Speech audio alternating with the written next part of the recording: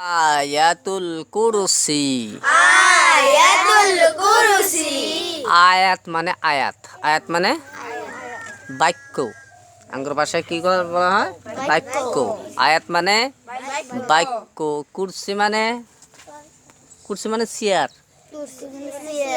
Chair chair chair বোঝো না? ওই যে বসি যে আমরা চেয়ার, আয়াতুল কুরসি। এটা বাক্যর চেয়ার বলে বলা হয়েছে, বাক্যর চেয়ার। বুঝছে না? এটার বহুত ফজিলত। কি কইছে? আয়াতুল কুরসির ফজিলত। কোরআন পাকের সর্বশ্রেষ্ঠ আয়াত হলো আয়াতুল কুরসি। আয়াত কোনটা? আল্লাহ পাকের যেটা কোরআন শরীফ আছে, এই আয়াতের মধ্যে আল্লাহ তাআলার সর্বাবাচক ও গুণবাচক নামে সমবেত হয়েছে। তার প্রত্যুত্তর একাত্মবাদ, জীবন, জ্ঞান, স্থায়ী অধিকার, কুদরত, অভিপ্রায় ইত্যাদি গুণাবলীর বর্ণনা হয়েছে। হাদিস শরীফে বর্ণিত আছে, প্রত্যেক বস্তুর একটা মূল বা চূড়া আছে। প্রত্যেক বস্তুর একটা মূল বা চূড়া আছে। পবিত্র কোরআন শরীফের শীর্ষ সূরা হলো সূরায়ে বাকারা এবং উত্তম আয়াত হইল আয়াতুল কুরসি। এটা তিরমিজি শরীফের হাদিস। বুঝাইছে না নাই?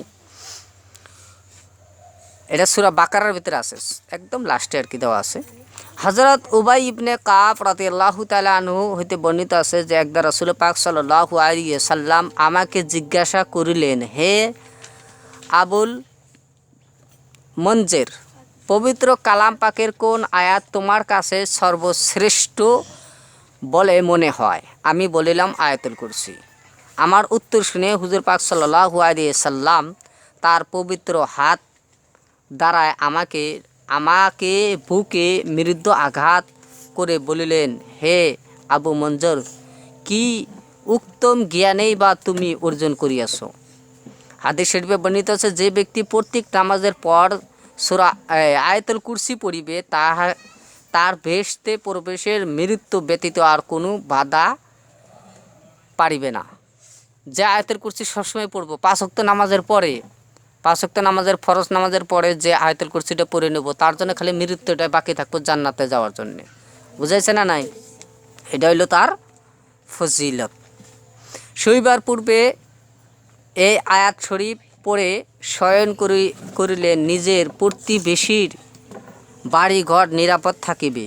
এই আয়াত শরীফ এশার পরে 3 বার পড়ে হাতে ফুঁক দিয়ে 1টি বা 3টি তালি দিয়ে আল্লাহর ইচ্ছা চোর ডাকাত বা অন্য সব অনিষ্ট হইতে নিরাপদ থাকিবে। বুঝাইছে না নাই? এশার নামাজের পরে শুইবার সময় 3 বার পইরা হাতের তালির মধ্যে ফু দিয়া শুয়া পড়বা, তাহলে তোমার বাড়িতে গিয়া শোনা চোর ডাকাত এগুলো কিচ্ছু আসবে না। তোমার বাড়ির চারের মধ্যে যেগুলো আছে সেগুলোতে চোর আসতে পারবো না। অন্য হাদিসে বর্ণিত আছে, যে ব্যক্তি সকালে ও নির্দায় যাবার কালে আয়াতুল কুরসি পাঠ করিবে, আল্লাহ তাআলা তার রক্ষক। দিন রাতের মধ্যে শয়তান তার কোনো অনিষ্টি করিতে পারিবে না। বুঝাইছে না নাই? তাহলে ফজিলত বহুত না?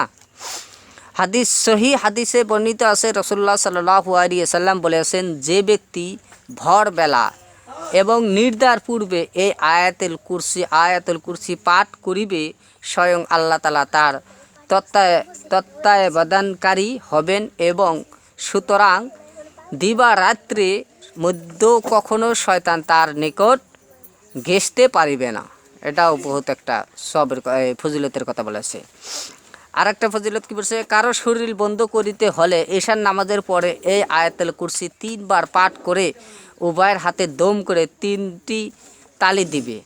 আল্লাহর রহমতে শরীরের উপরে জিন পরি বা ভূত প্রেত তার কোনো রূপ ক্ষতি করিতে পারিবে না। বুঝেছে না? জিন পরি ওগুলা কোনো ক্ষতি করতে পারবে না, ভূত টুত কিছুই করতে পারবে না। কিন্তু শর্ত হইল 3 বার পরে হাতের কি গেছে উভয় হাতে দম করবে, হাতের মধ্যে ফু দিবে, তারপরে সারা শরীরে মাহা নেবে। তারপরে কইছে, বাসগৃহ কিংবা দোকানে গৃহে ইত্যাদির দরজায় অত্র আয়াত লিখে লটকে রাখিলে উপার্জনে বৃদ্ধি হয় এবং চোর ডাকাত প্রবেশ করিতে পারে না। এই জন্য আয়াতের কুরসি বাড়িতে লিখে রাখা লাগে। মানুষ দেখবো তো গ্লাসের মধ্যে লটকা, গ্লাস ভালো করে বাঁধে আয়াতের কুরসি লিখে, আমিও কতটা লাগাইছি। এগুলো কী করা লাগে হিসেবে বাঁধে ভালো করে রাখতে লাগে। বুঝেছে না? না তাহলে ওই ঘরে চোর ডাকাত ঢুকতে পারবো না, যার ঘরে আয়াতুল কুরসি লেখা থাকবে। কিছু লবণের উপরে এটা 7 বার করে ফুঁক দিয়ে ওই লবণ 7 ভাগে ভাগ করত, একাদি কর্মে 7 দিন প্রাতকালে খালি পেটে খেতে থাকলে কাশির রুগীর কাশ ভালো হয়। কাশ জাগ রয়েছে এই লবণ পড়া, এই তুঙ্গরাজকে কবিরাজ বানাতেলাম, বুঝেছে না নাই? 7 ভাগে ভাগ করে 7 দিন বইরা খাবা, তাহলে কী হয়ে যাবো গা? কাশি রোগ যেগুলো আছে, কাশি রোগ ওগুলো যাবো গা, বুঝেছে না নাই? গভীর রাত্রে একাকী চলার সময় কিংবা কোনো ভয় সংকট নির্জন স্থানে উপস্থিত হয়ে এই আয়াত পড়িতে থাকবে। আল্লাহর কুদরতে কোনো জিন, ভূত, দেও, পরি বা অন্য কিছুতেই কোনোরূপ ক্ষতি করিতে পারিবে না। প্রত্যেক নামাজের পূর্বে অথবা পরে এটা একবার পাঠ করবে, উপার্জনে বৃদ্ধি হবে। প্রাতকালে এই আয়াতের পরে কার্যে বের হইবে, মানে কোনো কাজে বাড়াইলে এই আয়াত পড়ে বাড়াবা হলে কোনো বিষয় কারো মুখাপেক্ষি হইবে না। তাহলে নিজেই কাজটা করতে পারবো, কার কাছে জিজ্ঞাসা করা লাগবে না কীভাবে করা লাগবে, কীভাবে না করা লাগবে, ওটা আল্লাহ সহায় করে দেবো, বুঝাইছে না নাই? আয়াতুল কুরসির এইরকম ফজিলত। তাই আমরা একবার পড়ে নেই, ফজিলতটা তো জানিয়ে নিলাম, সবাই আমল করবা এবং এটা সবাই মুখস্থ করবা, বুঝাইছে না নাই? তো পড়ো আয়াতুল কুরসি আল্লাহু লা ইলাহা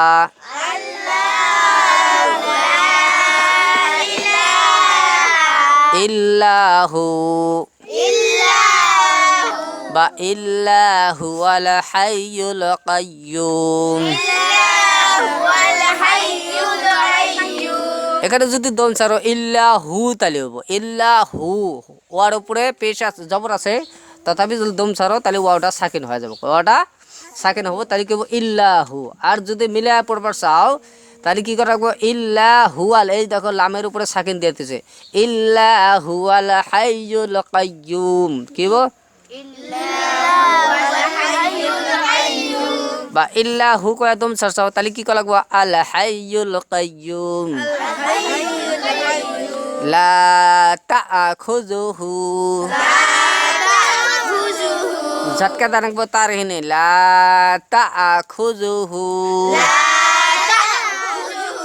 সিনাতুন ওয়ালা নাওম। একসাথে সিনাতুন ওয়ালা নাওম। লাহু মা ফিস সামাওয়াতি ওয়া মা ফিল আরদি মান যাল্লাযী ইয়াশফাউ ইনদাহু ইল্লা বিইজনিহি ইয়ালামু মা বাইনা আইদিহিম ওয়া মা খালফাহুম ওয়ালা ইউহিতুনা বিশাইয়্যিম মিন ইলমি ইল্লা বিমা শাআ ওয়াসিআ কুরসিয়্যুহুস সামাওয়াতি ওয়াল আরদা ওয়ালা ইয়াউদুহু হিফযুহুমা ওয়া হুয়াল আলিয়্যুল আযীম।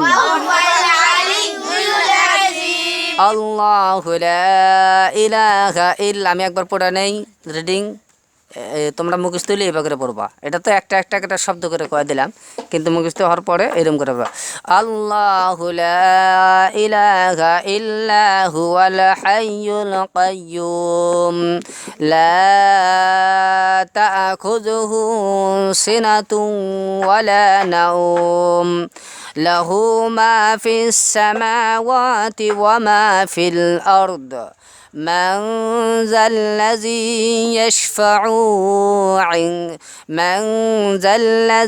يشفع عنده إلا بإذنه يعلم ما بين أيديهم وما خلفهم ولا يحيطون بشيء من علمه إلا بما شاء وسع كرسيه السماوات والأرض ولا يؤوده حفظهما وهو العلي العظيم.